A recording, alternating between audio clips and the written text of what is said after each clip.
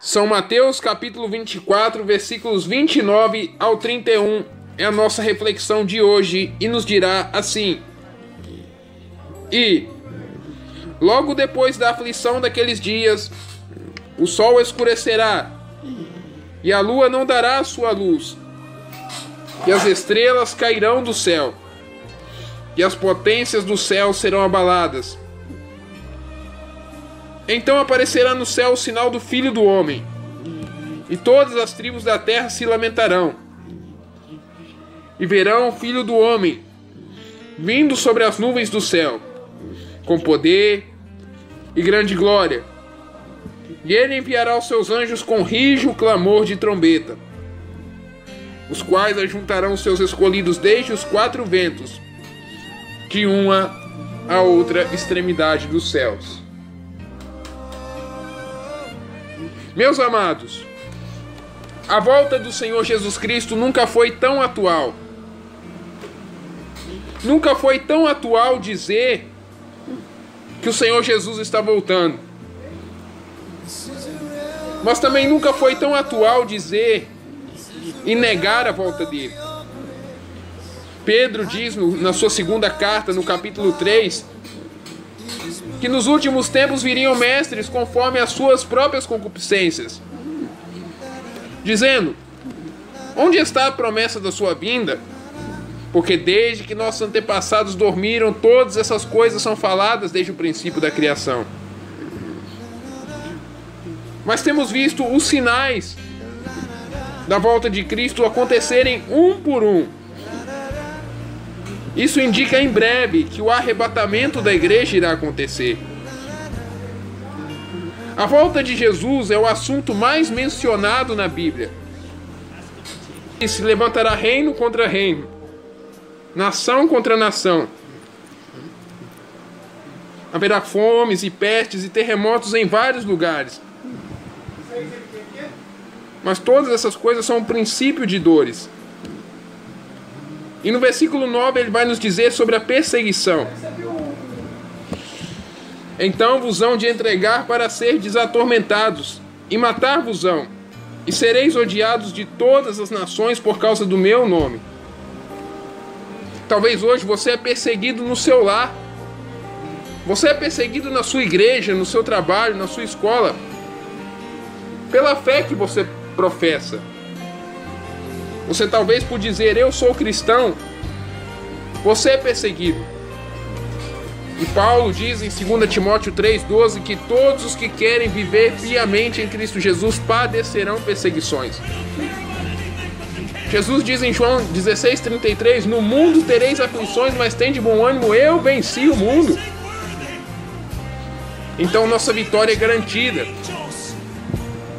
Ele ainda diz no capítulo 10 de São Mateus, se eu não me engano, no verso 29, no versículo 28: e não temais os que matam o corpo e não podem matar a alma. Temei antes aquele que pode fazer perecer no inferno a alma e o corpo. Não se vendem 2 passarinhos por um asse, uma moeda da época? E nenhum deles cairá em terra sem a vontade de vosso Pai. E até mesmo os cabelos da vossa cabeça estão todos contados. Não temais, pois mais valeis vós do que muitos passarinhos. Se todos os nossos cabelos da nossa cabeça estão contados, e se um passarinho não cai morto sem a vontade de Deus, e valemos mais que muitos deles, nós somos bem-aventurados. Jesus cuida de nós porque em 1 Pedro 5,7 vai dizer: lançando sobre ele toda a vossa ansiedade, porque ele tem cuidado de vós. Esse é um dos males do mundo hoje: a ansiedade, a depressão, a bipolaridade, as doenças psicossomáticas. E não é à toa, porque a palavra fala que essa é a 5ª trombeta do Apocalipse. Apocalipse 9:1 diz assim: e o 5º anjo tocou a sua trombeta, E vi uma estrela que do céu caiu na terra, e foi-lhe dada a chave do poço do abismo. E abriu o poço do abismo, e subiu fumaça do poço como a fumaça de uma grande fornalha. E com a fumaça do poço escureceu-se o sol e o ar. E da fumaça vieram gafanhotos sobre a terra. E foi-lhes dado poder, como o poder que tem os escorpiões da terra. E foi-lhes dito que não fizessem dano à erva da terra, nem a verdura alguma, nem a árvore alguma, mas somente aos homens que não têm nas suas testas o selo de Deus. E foi-lhes permitido, não que os matassem, mas que por 5 meses os atormentassem. E o seu tormento era semelhante ao tormento do escorpião, quando fere o homem. E naqueles dias, os homens buscarão a morte, e não a acharão. E desejarão morrer, e a morte fugirá deles. E o parecer dos gafanhotos era semelhante ao de cavalos aparelhados para a guerra. E sobre as suas cabeças havia umas como coroas semelhantes às de ouro, e os seus rostos como rostos de homens. E tinham cabelos como cabelos de mulheres, e os seus dentes eram como de leões.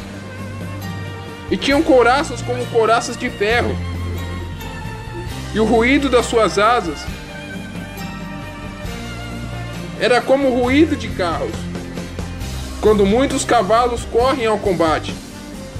E tinham caudas semelhantes às dos escorpiões, e aguilhões nas suas caudas. E o seu poder era para danificar os homens por 5 meses. E tinham sobre si rei, o anjo do abismo. Em hebraico era o seu nome Abaddon, em grego Apolion, ou destruidor, o inimigo da nossa alma. Passado é já um ai. Eis que depois disso vem ainda 2 ais. Muitos estão esperando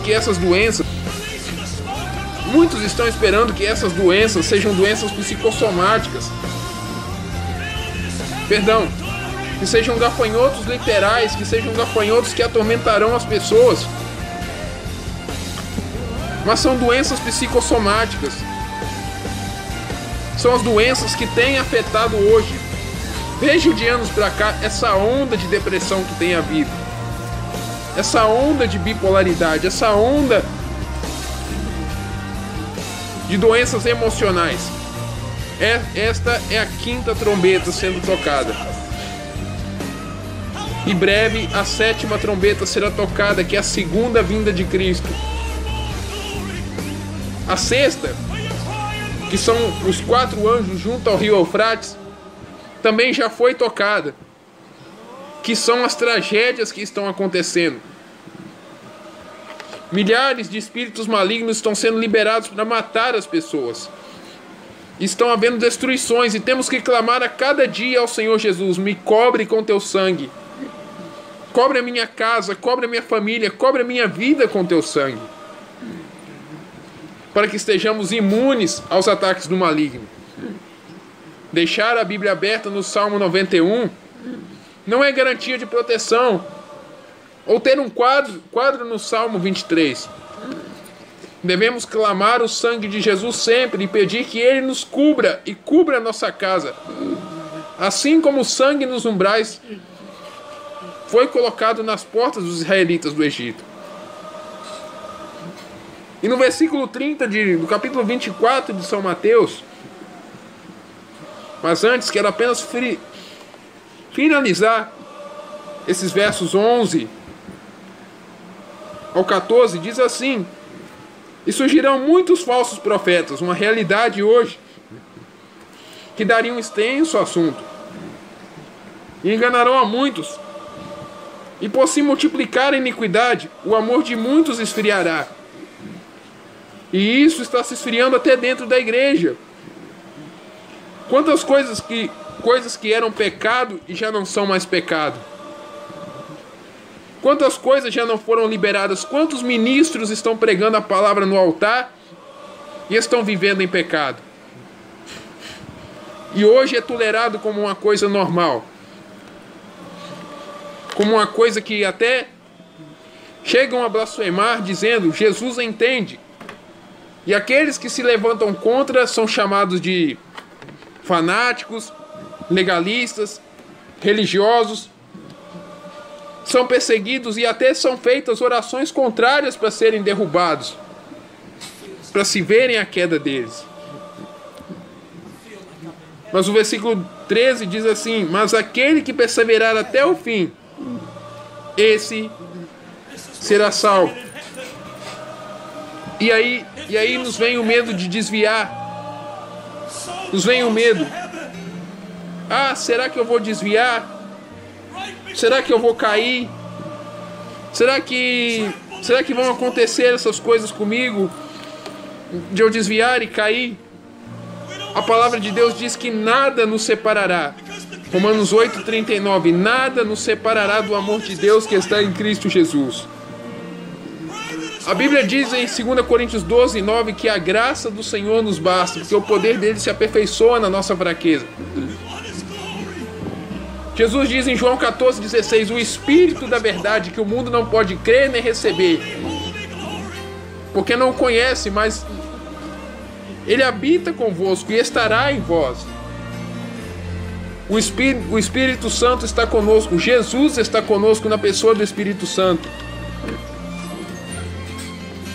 Um versículo que eu já enfatizei muito é Efésios 1:13, que quando fomos salvos, fomos selados com o Espírito Santo da promessa, que é o penhor da nossa herança. Um penhor é garantia e não nos será tirado. Deus o requererá de nós. Em Efésios 4:30, Paulo dizia: não entristeçais o Espírito Santo de Deus, para o qual está selados para o dia da redenção. Paulo não pregava para crentes que iriam perder a salvação. Ele pregava para crentes salvos. Ele pregava para crentes que sabia que seriam salvos, mas deviam perseverar até o fim, porque no céu será medido o galardão de cada um. E aquele galardão, ou seja, as obras inúteis que fizemos aqui na terra, elas serão queimadas com fogo. Passaremos por um batismo de fogo. E então alguns receberão galardões maiores, outros menores. E talvez você me pergunte: me diga, é uma injustiça isso, irmão Jonathan? No céu tem galardões maiores e galardões menores. No céu não há igualdade, mas depende do que você fez aqui na terra. Quando Deus te mandou ir pregar, você foi? Quando Deus mandou você pregar a palavra e fazer a obra dele, você foi? Quando Deus te mandou evangelizar, pregar a palavra, visitar os enfermos, você foi? Aí é que está. Aí é que está. Não se deixe enganar. Faça a obra de Deus. Se Deus te mandar ir, vá. Ele não vai tirar o dom de você. Ele não vai tirar. Você pode até ser usado, mas ele vai poder até chamar outro em seu lugar. Mas se ele está te mandando ir pregar a palavra, exortar contra o pecado, louvar, orar, exaltar o nome dele, pregue a palavra, exorte, a tempo e fora de tempo, seja um atalaia do Senhor. Ezequiel 33 diz que se nós pregarmos e a pessoa não ouvir, já não é responsabilidade nossa, mas se pregar, mas se não pregarmos e aquela pessoa morrer em seus pecados, daremos conta da alma dela. E para concluir, os versículos 30 e 31. Mas antes o 14. E este evangelho do reino será pregado em todo o mundo, em testemunha a todas as nações. E então virá o fim. 30 e 31. Então aparecerá no céu o sinal do Filho do Homem. E todas as tribos da terra se lamentarão. E verão o Filho do Homem vindo sobre as nuvens do céu, com poder e grande glória. E ele enviará os seus anjos com rígido clamor de trombeta, os quais ajuntarão os seus escolhidos desde os 4 ventos, de uma a outra extremidade do céu. Você está preparado para este momento?